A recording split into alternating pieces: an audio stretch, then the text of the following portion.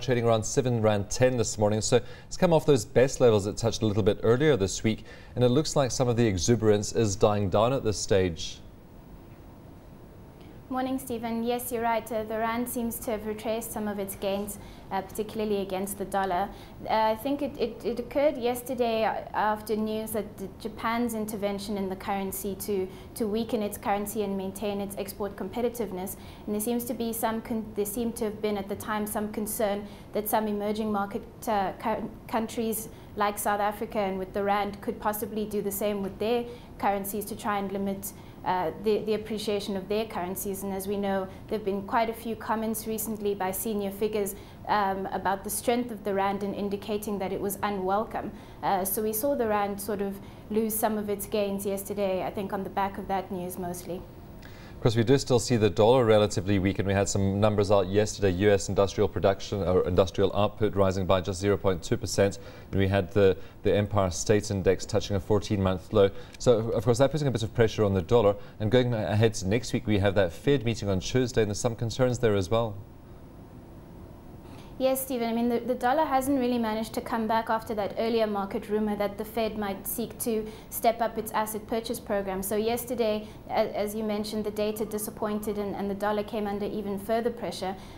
So the risk is that today, with jobless claims data, the dollar could weaken even further if that data disappoints as well. And of course, we have the euro currently trading just above 130 against the dollar. Does that give the rand perhaps more legs from its current position? Stephen, we don't think so. We think that the upside potential for the rand at this stage is quite limited. There seem to be some fears. China recently announced, in fact this morning announced that it may seek to impose even more stringent capital requirements on its banks than those required by the Basel III agreement. And so I think that there seems to have been a dampening in investor enthusiasm, particularly where emerging markets are concerned. So we don't see the rand strengthening much further from these levels today. What are the concerns about China raising those reserve requirements? Is it really about Chinese growth? I think that would be the main reason, Stephen. I mean, it seems like the regulator is seeking a capital adequacy ratio of about and much higher, as I mentioned, than that required by the Basel III Convention.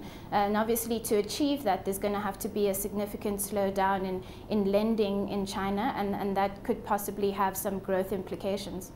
Of course, we were chatting yesterday about the schizophrenia in these markets at this stage. So the dollar and the rand not necessarily reacting as you would expect to some of the economic data. Do you think that's likely to be the case when we see those jobless claims and, of course, PPI numbers this afternoon as well?